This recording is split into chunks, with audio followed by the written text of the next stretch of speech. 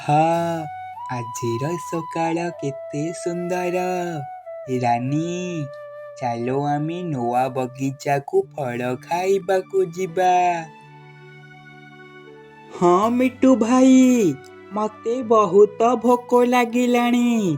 କିଛି ମିଠା ଫଳ ଖାଇ ଆସିବା।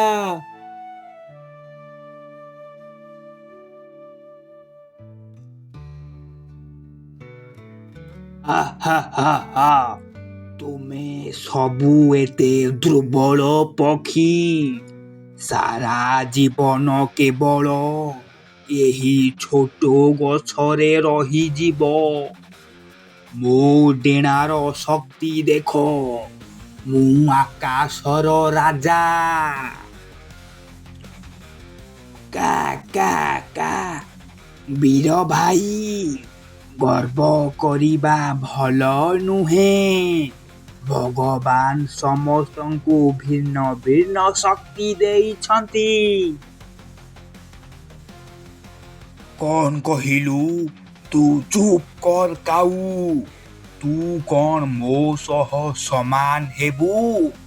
ମୋ ସାମ୍ନାରେ ତୁମେ ସମସ୍ତଙ୍କର କୌଣସି ଯୋଗ୍ୟତା ନାହିଁ। କିଛି ସମୟ ପରେ ଆକାଶରେ କଳା ବାଦଲ ଘୋଟି ଆସେ। ଜୋରେ ପବନ ଓ ବାତ୍ୟା ଆରମ୍ଭ ହୁଏ। ବଡ଼ ବଡ଼ ପଥର ଭଳି କୁଆପଥର ମାଡ଼ ହୁଏ।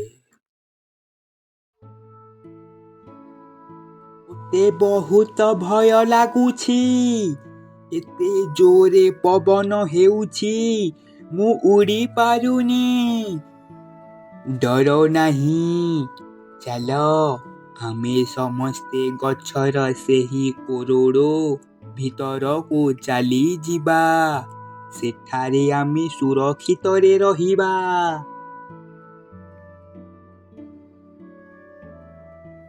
କାଉ, ଶୁଆ ଓ ଚଢ଼େଇ ତିନି ଜଣ ଯାକ ଉଡ଼ି ଗଛର କୋରଡ଼ ଭିତରକୁ ଚାଲିଯାଆନ୍ତି। ବାଦ୍ ତାର ଗର୍ବ ଦେଖାଇ ବାହାରେ ରହିବାକୁ ଲାଗେ। ସେତିକିବେଳେ ଏକ ଜୋରେ ଘଡ଼ଘଡ଼ି ତାର ଡେଣାକୁ ମାରେ। ମୋ ଡେଣା ଭାଙ୍ଗିଗଲା। ମୋତେ ବଞ୍ଚାଅ। ବାଦ୍ ସେମିତି କ୍ଷତବିକ୍ଷତ ହୋଇ ତଳେ ପଡ଼ିଥାଏ। ଏବଂ ଝଡ଼ କମିବା ପରେ ପକ୍ଷୀ ବାହାରକୁ ଆସନ୍ତି।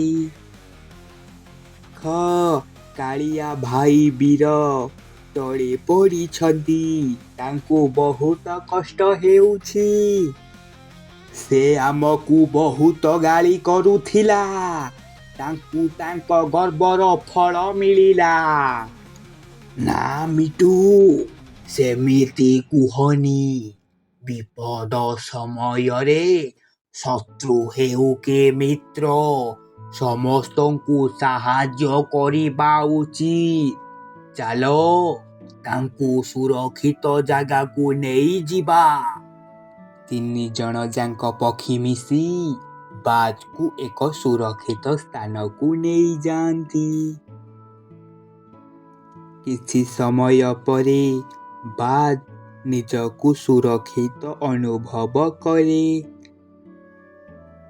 ମୁଁ ତୁମମାନଙ୍କୁ ଛୋଟ ଓ ଦୁର୍ବଳ ଭାବୁଥିଲି, କିନ୍ତୁ ଆଜି ତୁମେମାନେ ମୋ ଜୀବନ ବଞ୍ଚାଇଲ। ମୋତେ ତୁମେମାନେ କ୍ଷମା କରିଦିଅ। ବୀର ଭାଇ, ଶରୀରର ଶକ୍ତି ହିଁ ସବୁ କିଛି ନୁହେଁ। ଏକତା ଓ ପ୍ରେମ ହେଉଛି ସବୁଠାରୁ ବଡ଼ ଶକ୍ତି। ଏବେ ଆମେ ସମସ୍ତେ ସାଙ୍ଗ।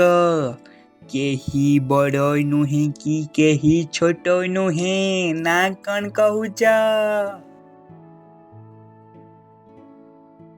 ସକାଳର ସମୟ।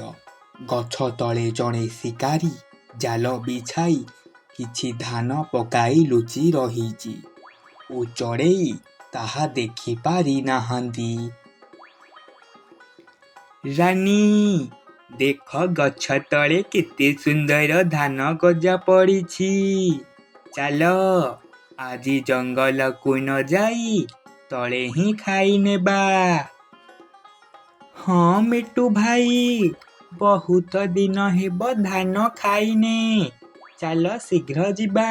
ମିଠୁ ଓ ରାନୀ ଖୁସିରେ ଗଛ ତଳକୁ ଉଡ଼ି ଯାଆନ୍ତି ଏବଂ ଧାନ ଖାଇବା ମାତ୍ରେ ଶିକାରୀର ଜାଲରେ ଛନ୍ଦି ହୋଇଯାଆନ୍ତି। ଏ ତ ଜାଲ, ଆମେ ଫସିଗଲେ, ବଞ୍ଚାଅ।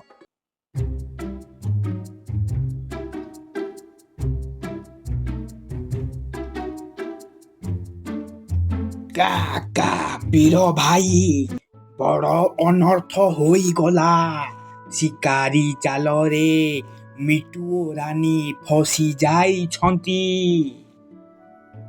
କଣ ମୋ ସାଙ୍ଗମାନେ ବିପଦରେ? ମୋ ଡେଣା ତ ସମ୍ପୂର୍ଣ୍ଣ ଠିକ୍ ହୋଇନି। ମୁଁ ତ ଜୋରରେ ବି ଉଡ଼ି ପାରିବିନି, କିନ୍ତୁ ମୁଁ ସେମାନଙ୍କୁ ନିହାତି ବଞ୍ଚେଇବି। ତୁମେ ନିରାଶ ହୁଅନି ବୀର ଭାଇ, ମୋ ପାଖରେ ଏକ ବୁଦ୍ଧି ଅଛି।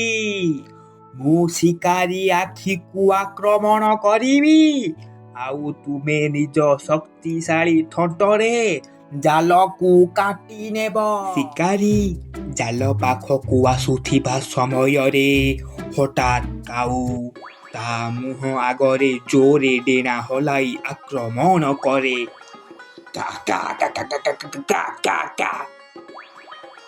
ଆରେ, ଏ କାଉଟା କୋଉଠୁ ଆସିଲା? ମୋ ଆଖି ଫୁଟେଇ ଦବ। ହଟ୍ ପେଠୁ। ଆଉ ଏହାର ସୁଯୋଗ ନେଇ ବାଲ୍ ତଳକୁ ଯାଇ ସେଇ ଦୁଇ ଜଣଙ୍କ ଜାଲକୁ କାଟି ନିଏ ଏବଂ ସେମାନଙ୍କୁ ଉଦ୍ଧାର କରେ।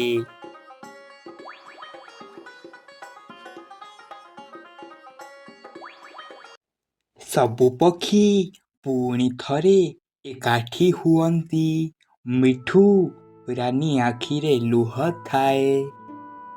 ବୀର ଭାଇ, ଆଜି ଯଦି ତୁମେ ଆମକୁ ବିପଦରେ ପଡ଼ି ବଞ୍ଚାଇ ନଥାନ୍ତ, ତାହେଲେ ଶିକାରୀ ଆମକୁ ଧରି ନେଇଥାନ୍ତା।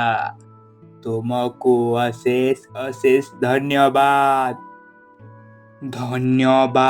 କୌଣସି ଆବଶ୍ୟକତା ନାହିଁ। ତୁମେ ମୋତେ ଦିନେ ବଞ୍ଚାଇଥିଲ। ଆଜି ମୁଁ ମୋ ବନ୍ଧୁତାର କର୍ତ୍ତବ୍ୟ କରିଛି। ଏହାପରେ ସମସ୍ତେ ଖୁସିରେ ରହିଲେ। ଆଉ ସାଙ୍ଗମାନେ, ଡେରି କାହିଁକି? ଏହି ଭିଡିଓକୁ ଗୋଟିଏ ଲାଇକ୍ ଆଉ ଚ୍ୟାନେଲକୁ ସବସ୍କ୍ରାଇବ୍ କରି ଯାଆନ୍ତୁ।